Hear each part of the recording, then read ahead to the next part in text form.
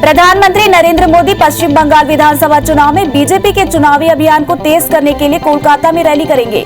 शहर के brigade parade मैदान में होने वाली रैली में बंगाल से जुड़े पार्टी के कई सीनियर नेता मौजूद रहेंगे। वहीं एक्टर मिथुन चक्रवर्ती के रैली में मौजूद रहने की संभावनाएं हैं।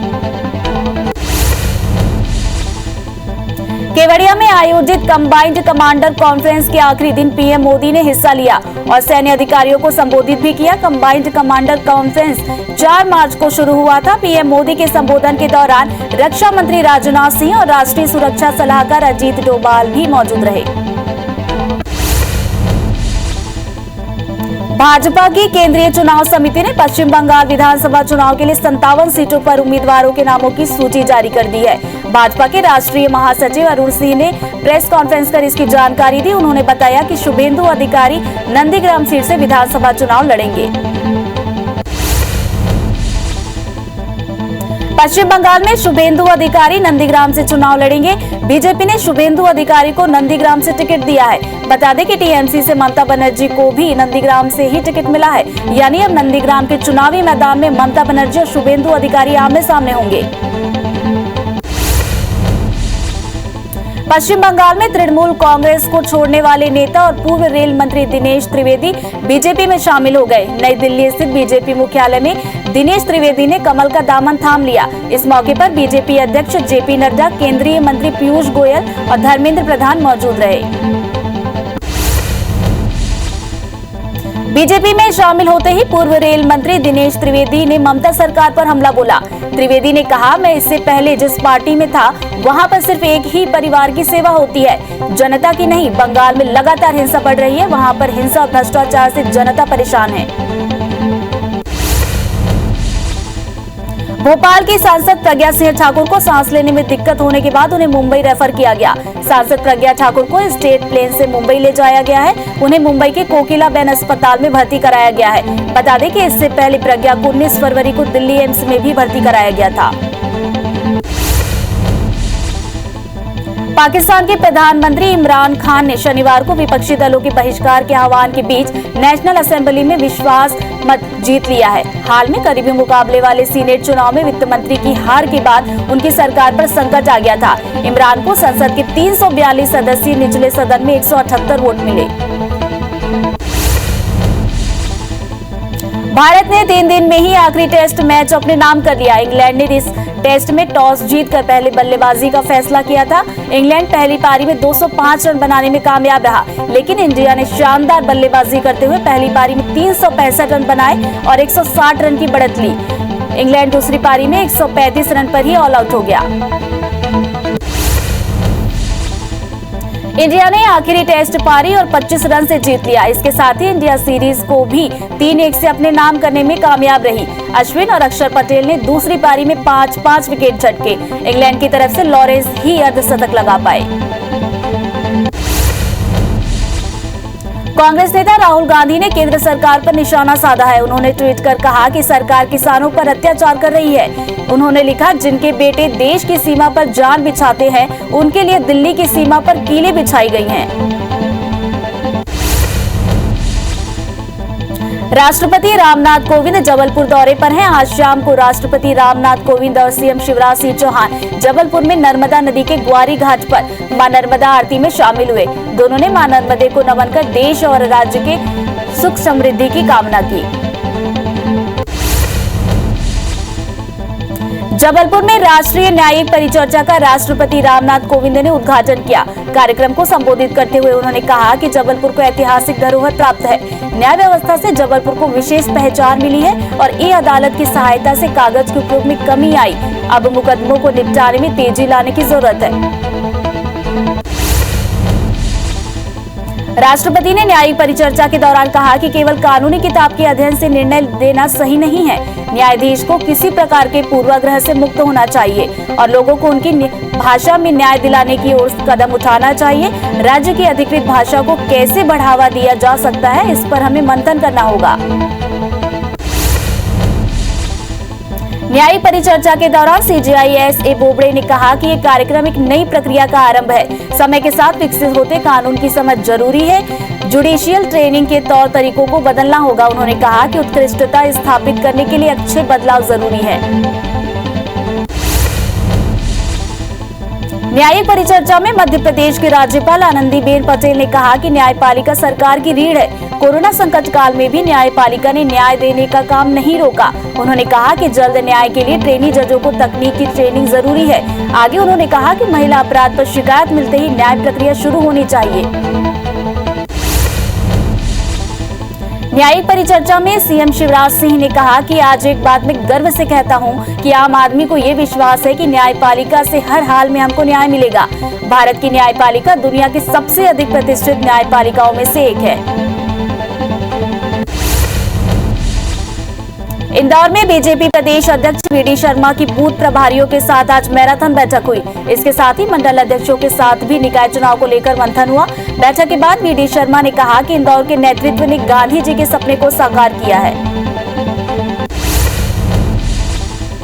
मध्य प्रदेश के विधानसभा अध्यक्ष गिरीश गौतम आज अपने 2 दिवसीय प्रवास रीवा पहुंचे, जहां समर्थकों ने पुष्प वर्षा कर उनका जमकर स्वागत किया। विधानसभा अध्यक्ष के सम्मान में जिला पंचायत ने कार्यक्रम का भी आयोजन किया। इस दौरान गिरीश गौतम ने रीवा में बीते अपने पुराने दिनों को भी याद किया। रीवा में कार्यक्रम को संबोधित करते हुए विधानसभा अध्यक्ष गिरीश गौतम ने कहा कि रीवा के साथ पक्षपात नहीं होगा। उन्होंने कहा कि मैं जिस आसन पर बैठा हूं उसे निष्पक्ष रहना चाहिए, मगर मैं रीवा के लिए हमेशा ही पक्षपात करता रहूंगा।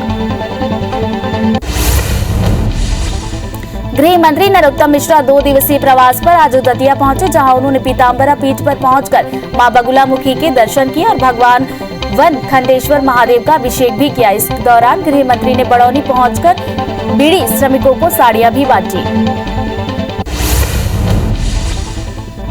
दतिया दौरे के दौरान गृह मंत्री नरोत्तम मिश्रा ने स्थानीय पीजी कॉलेज पहुंचकर 3 करोड़ 53 लाख रुपए से निर्मित भवन का लोकार्पण किया और स्थानीय किला चौक पहुंचकर मिनी स्मार्ट सिटी का भूमि पूजन भी किया और मेडिकल कॉलेज पहुंचकर छात्रों को लैपटॉप भी बांटे। भोपाल में 13 वार्ड ऐसे हैं जहां महिला वोटर्स की भूमिका निर्णायक होगी। मतदाता सूची के अंतिम प्रकाशन के बाद ये स्थिति सामने आई है। ये स्थिति सामने आते ही बीजेपी कांग्रेस के दावेदारों के साथ दूसरे दल भी चुनाव की रणनीति बनाने में जुट गए हैं। मध्य प्रदेश में बोर्ड परीक्षाओं के बाद नगरीय निकाय चुनाव हो सकते हैं। हालांकि राज्य निर्वाचन आयोग के आयुक्त बसंत प्रताप सिंह ने सभी जिलों के कलेक्टरों को बैठक में ये साफ कर दिया है कि चुनाव की तैयारियां जल्द से जल्द पूरी कर ली जाए। वन परिवहन मंत्री मोहम्मद अकबर आज कवर्धा के दौरे पर रहे, जहां उन्होंने संत गुरु रविदास जयंती समारोह में शिरकत की। यही नहीं, नवनिर्मित भवन का लोकार्पण करते हुए संत रविदास के तैली चित्र की पूजा अर्चना कर प्रदेश की खुशहाली की कामना की।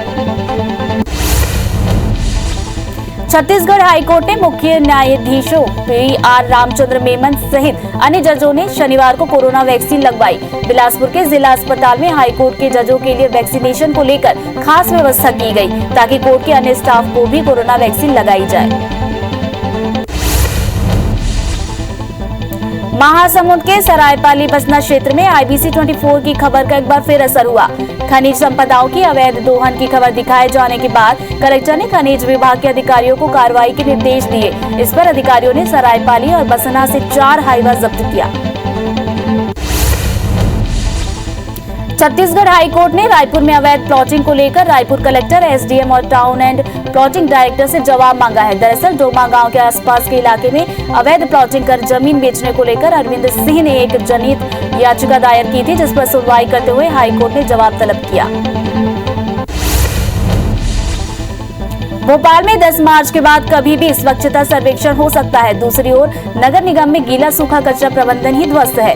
शहर के सभी 85 वार्ड में जागरूकता अभियान के बाद भी लोग गीला सूखा कचरा एक साथ देने से बाज नहीं आ रहे हैं। निगम अधिकारियों का दावा है कि सर्वेक्षण को लेकर तैयारियां पूरी की जा चुकी हैं। जिले में प्राइम और पॉश इलाके में खाली पड़ी सरकारी जमीन को बेचने का सरकारी फॉर्मूला आपत्तियों के पेच में फंस गया है। जमीन ब्रोकर्स के साथ ही बिल्डर्स के करीब 900 आवेदनों में से 200 से अधिक आवेदन प्रशासन ने निरस्त कर दिए हैं। स्थिति ये है कि कुल आवेदनों में से केवल 18 आवेदनों पर ही फैसला हो सका। अंबिकापुर के ट्रांसपोर्ट नगर की जमीन आवंटन का मामला सुर्खियों में है। पहले इस जमीन पर अवैध कब्जे का खेल शुरू हुआ। अंबिकापुर नगर निगम की ओर से बनाए जाने वाले ट्रांसपोर्ट नगर की जमीन पर निगम ने लाखों रुपए खर्च कर गुमटी भी बना दी। बाद में पता चला कि वो जमीन CGMSC को अलॉट की गई है। वहीं ट्रांसपोर्ट नगर के लिए दूसरी जमीन अलॉट है। मुख्यमंत्री भूपेश बघेल ने 27 जनवरी को बांसकोट को उप तहसील बनाने की घोषणा की थी, जिसके तहत आज केशकाल विधायक संतराम नेताम और कोंजा गांव कलेक्टर पुष्पेंद्र मीणा की उपस्थिति में नए कार्यालय का उद्घाटन किया गया। नवीन उप तहसील के खुलने से स्थानीय लोगों को विभिन्न प्रकार से लाभ मिलेगा।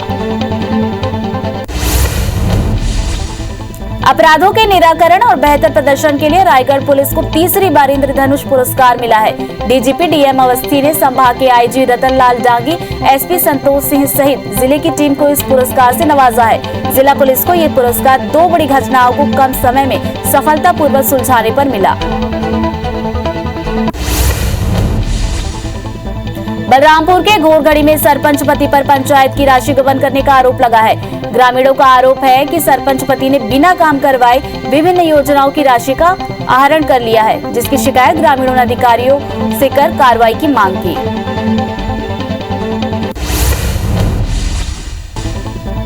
भिंड में गैंगस्टर विकास दुबे के हथियार बरामद हुए हैं। पुलिस ने विकास दुबे के अमेरिकन सेमी ऑटोमेटिक राइफल के साथ एक 12 बोर बंदूक जब्त की और 2 तस्कर अभिषेक शर्मा और आकाश कुशवाहा को भी गिरफ्तार किया। बता दें कि विकास दुबे ने कानपुर में पुलिस वालों की हत्या कर दी थी और उज्जैन में सरेंडर किया था।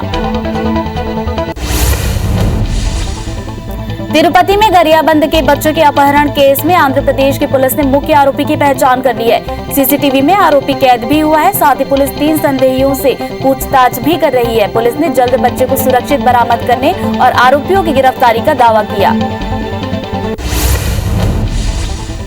भिलाई से दिल दहला देने वाली घटना सामने आई है। पाटन क्षेत्र के बठेना गांव में 5 लोगों की मौत हो गई। गांव में 3 लोगों के जले हुए शव मिले, वहीं 2 लोगों का शव फांसी पर लटका हुआ मिला। घटना के बाद से इलाके में सनसनी फैल गई। 5 मृतक एक ही परिवार के हैं। सरगुजा के जामडीह गांव से लगे पहाड़ में युवती की लाश मिली। आशंका जताई जा रही है कि युवती की हत्या कर लाश पहाड़ पर फेंकी गई। युवती का नाम शाहीना है। मृतिका जामडीह गांव में रहने वाली है, जो 2 मार्च से लापता थी, लेकिन उसकी गुमशुदगी की रिपोर्ट दर्ज नहीं है। फिलहाल पुलिस मामले की जांच कर रही है। बिलासपुर के रतनपुर थाना क्षेत्र में 2 महिलाओं के शव संदिग्ध हालत में मिले। दोनों महिलाएं बिलासपुर की रहने वाली हैं। वहीं घटना की सूचना मिलने पर पुलिस की टीम मौके पर पहुंची और जांच में जुट गई है। घटना रतनपुर बाईपास की है। कवर्धा सिटी कोतवाली थाना क्षेत्र के कापा गांव में बाइक और ट्रैक्टर की भिड़ंत हो गई। हादसे में बाइक सवार युवक की मौके पर ही मौत हो गई। मृतक नापतौल विभाग का कर्मचारी था। वहीं एक अन्य कर्मचारी गंभीर रूप से घायल है, जिसे ग्रामीणों की मदद से जिला अस्पताल में भर्ती कराया गया। कोंजा गांव में ट्रैक्टर ट्रॉली से बाइक की जबरदस्त टक्कर हो गई, जिसमें बाइक सवार 3 लोगों की मौके पर ही मौत हो गई। आग लगने से 2 मृतकों के शव बुरी तरह झुलस गए। ये एक्सीडेंट NH30 पर जैतपुरी के पास हुआ। जांजगीर चांपा के नैला पुलिस ने सिवनी गांव में पत्नी को जलाकर हत्या करने वाले आरोपी को गिरफ्तार किया। पुलिस के मुताबिक आरोपी ने अवैध संबंध के कारण अपनी पत्नी की हत्या की। पीड़िता ने मौत से पहले मजिस्ट्रियल बयान में पति द्वारा जलाने की बात कही है। कवर्धा के सिटी कोतवाली पुलिस ने दहेज प्रताड़ना के आरोप में 2 पुरुष और 2 महिलाओं को गिरफ्तार किया। पीड़िता का आरोप है कि शादी के बाद से ही पति सहित ससुराल वाले दहेज के नाम पर प्रताड़ित करते थे। मामले की जांच जारी है। धमतरी में मारपीट और लूट के आरोपी को कोतवाली पुलिस ने गिरफ्तार किया। पुलिस के मुताबिक देवार निवासी सोहन दास मानिकपुरी 3 मार्च को सामान खरीदने के लिए धमतरी आया था, जहां मिशन ग्राउंड के पास एक बाइक सवार ने उसके साथ मारपीट की और मोबाइल लूटकर भाग गया। दतिया जिले के सनोरा गांव में चोरों ने अलग अलग 6 घरों में 3,50,000 रुपए और गहनों पर हाथ साफ कर दिया। चोरी की सूचना मिलते ही जिगना थाना पुलिस डॉग स्क्वाड के साथ मौके पर पहुंची और चोरों की तलाश शुरू कर दी। मुरैना के अलापुर गांव के ग्रामीणों ने एक फर्जी CBI इंस्पेक्टर को पकड़कर पुलिस के हवाले किया। आरोपी ने एक युवक से दुष्कर्म केस को निपटाने के एवज में 5 लाख रुपए की मांग की। फिलहाल पुलिस ने मामला दर्ज कर आरोपी को गिरफ्तार कर लिया है। गोबरा नवापारा थाना क्षेत्र में शादी का झांसा देकर विधवा महिला से रेप का मामला सामने आया है। आरोपी विधवा महिला और उनके नवजात बच्चे को भगाकर ले गया और लगातार महिला से रेप करता रहा। जब महिला ने शादी की बात की तो आरोपी मुकर गया। बाद में महिला ने इसकी रिपोर्ट थाने में दर्ज कराई है, जिसके बाद पुलिस ने आरोपी को गिरफ्तार किया। सीहोर जिले के अहमदपुर थाने क्षेत्र में 12 साल की लड़की से गैंग रेप का मामला सामने आया है। पीड़िता की शिकायत पर पुलिस ने एफआईआर दर्ज कर तीनों आरोपियों को गिरफ्तार कर लिया है। गैंग रेप के तीनों आरोपियों में 2 नाबालिग हैं। 12 साल की नाबालिग से गांव के ही 3 युवकों ने गैंग रेप किया। ग्वालियर में मंदिर की आड़ में मेला प्राधिकरण की करोड़ों की जमीन पर कब्जा करने वालों के खिलाफ कार्रवाई की गई। यहां अवैध रूप से लोगों ने बाउंड्री बनाकर पक्के मकान बना लिए थे, जिसे आज प्रशासन ने जेसीबी से बाउंड्री और पक्के मकानों को ढहा दिया और करोड़ों की जमीन को अतिक्रमण मुक्त कराया। जशपुर में प्रयास आवासीय विश्वविद्यालय के प्राचार्य को छात्रों ने दौड़ा कर पीटा। मामला परोका चौरा प्रयास आवासीय विश्वविद्यालय का है। बता दें कि प्राचार्य पर छेड़छाड़ का आरोप लगाते हुए छात्रों ने पिटाई की। गुना के कैंट थाना क्षेत्र के मालपुर गांव में जमीन को लेकर 2 पक्षों में विवाद हो गया, जिसके बाद दोनों पक्षों ने एक दूसरे पर हमला बोल दिया। विवाद इतना बढ़ा कि घरों में भी तोड़फोड़ कर दी गई। घटना में दोनों पक्षों के 5 लोग गंभीर रूप से घायल हुए। वहीं पुलिस ने दोनों पक्षों पर मामला दर्ज कर लिया है। मुरैना में राजस्थान का शराब माफिया सक्रिय होने लगा है। राजस्थान का शराब माफिया मुरैना जिले के ग्रामीण क्षेत्रों में शराब खपा रहा है। इस बीच नूराबाद थाना पुलिस ने कार से तस्करी कर ले जाई जा रही 18 पेटी अवैध शराब को जब्त किया और 2 तस्करों को मौके से पकड़ लिया है। वहीं 2 भागने में कामयाब हो गए।